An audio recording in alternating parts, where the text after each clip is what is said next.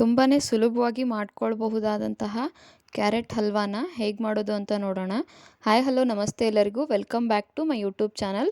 ಇವತ್ತಿನ recipe carrot halwa. ಅದನ್ನು ಮಾಡಲಿಕ್ಕೆ ನಮಗೆ ಮೊದಲು ಕ್ಯಾರೆಟು, ಹಾಗೆಯೇ ಡ್ರೈ ಫ್ರೂಟ್ಸು, ತುಪ್ಪ, ಸಕ್ಕರೆ ಇಷ್ಟೆಲ್ಲ ಸಾಮಗ್ರಿಗಳು ಬೇಕಾಗುತ್ತವೆ. ಸೊ ನಾನಿಲ್ಲಿ ಕ್ಯಾರೆಟ್ಗಳನ್ನು ಒಂದು 5 ನಿಮಿಷ ನೀರಲ್ಲಿ ನೆನೆಸಿಟ್ಟಿದ್ದೀನಿ. ಯಾಕಂದರೆ ಅದರಲ್ಲಿ ಕೂತಿರುವಂಥ ಧೂಳೆಲ್ಲ ಹೋಗಲಿ ಅನ್ನೋ ಕಾರಣಕ್ಕೆ. ಸೊ ಹಾಗೆಯೇ ಅದ್ರ ಮೇಲಿರುವಂಥದ್ದನ್ನು ಸ್ಪೂನಿಂದ ಪೀಲ್ ಮಾಡ್ತಾ ಇದ್ದೀನಿ. ಸೊ ನೀವಲ್ಲಿ ನೋಡ್ತಾ ಇರ್ಬೋದು. ಸೊ ನಾನು ಅದನ್ನು ಈ ರೀತಿಯಾಗಿ ಪೀಲ್ ಮಾಡ್ತಾ ಇದ್ದೀನಿ. ಇವಾಗ ನಾನು ಕ್ಯಾರೆಟ್ನ ತುರಿದಿಟ್ಕೊಳ್ತಾ ಇದ್ದೀನಿ.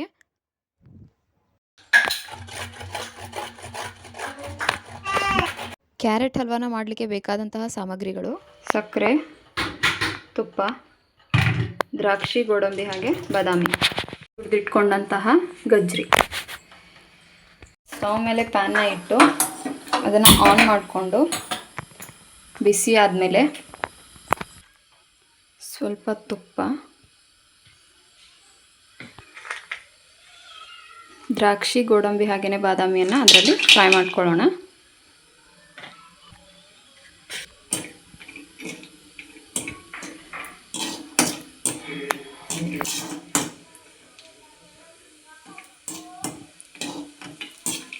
ಸೊ ಇದನ್ನು ನಾವು ತುಪ್ಪದಲ್ಲಿ ಚೆನ್ನಾಗಿ ಫ್ರೈ ಮಾಡ್ಕೊಳ್ಳೋಣ.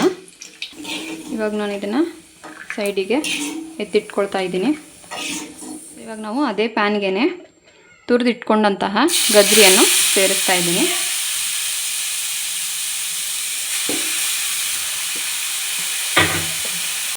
ಇದನ್ನು ನಾವು ಮೀಡಿಯಮ್ ಫ್ಲೇಮಲ್ಲೇ ಇಟ್ಟು ಫ್ರೈ ಮಾಡ್ಕೊಳ್ಳೋಣ. ಇಲ್ಲ ಅಂದರೆ ಇದು ಕೆಳಗೆ ಹತ್ಕೊಳ್ಳೋ ಚಾನ್ಸಸ್ ಇರುತ್ತೆ. ಫ್ರೈ ಮಾಡ್ಕೊಳ್ಬೇಕು.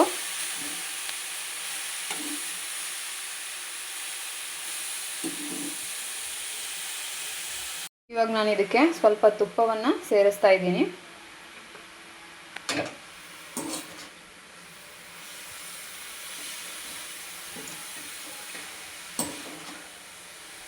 ನೋಡ್ತಾ ಇರ್ಬೋದು ನಮ್ಮ ಗಜ್ರಿಯ ಪೋರ್ಷನ್ ಯಾವ ರೀತಿ ಕಡಿಮೆ ಆಗಿದೆ ಅಂತ. ಸೊ ಇವಾಗ ನಾನು ಇದಕ್ಕೆ ಸಕ್ಕರೆಯನ್ನು ಆ್ಯಡ್ ಮಾಡ್ತೀನಿ.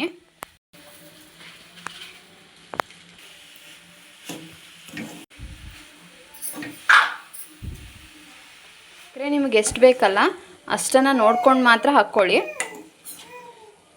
ಸಕ್ಕರೆ ಎಲ್ಲ ಕರಗಿ ಆದಮೇಲೆ ನಾನು ಅದಕ್ಕೆ ಇವಾಗ ಡ್ರೈ ಫ್ರೂಟ್ಸನ್ನು ಆ್ಯಡ್ ಮಾಡ್ಕೋತಾ ಇದ್ದೀನಿ. ಇದನ್ನು ಮೊದಲೇ ತುಪ್ಪದಲ್ಲಿ ಹುರ್ಕೊಂಡಾಗಿತ್ತು.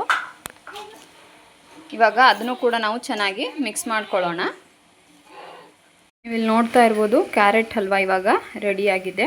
ನಾವಿವಾಗ ಸ್ಟವನ್ನು ಆಫ್ ಮಾಡ್ಕೊಳ್ಳೋಣ. ನಿಮಗೇನಾದರೂ ಈ ಕ್ಯಾರೆಟ್ ಹಲ್ವಾ ರೆಸಿಪಿ ಇಷ್ಟ ಆಗಿದ್ದರೆ ಲೈಕ್ ಮಾಡಿ, ಶೇರ್ ಮಾಡಿ, ಹಾಗೆಯೇ ಚಾನಲ್ನ ಸಬ್ಸ್ಕ್ರೈಬ್ ಮಾಡ್ಕೊಳ್ಳಿ. Thank you for watching.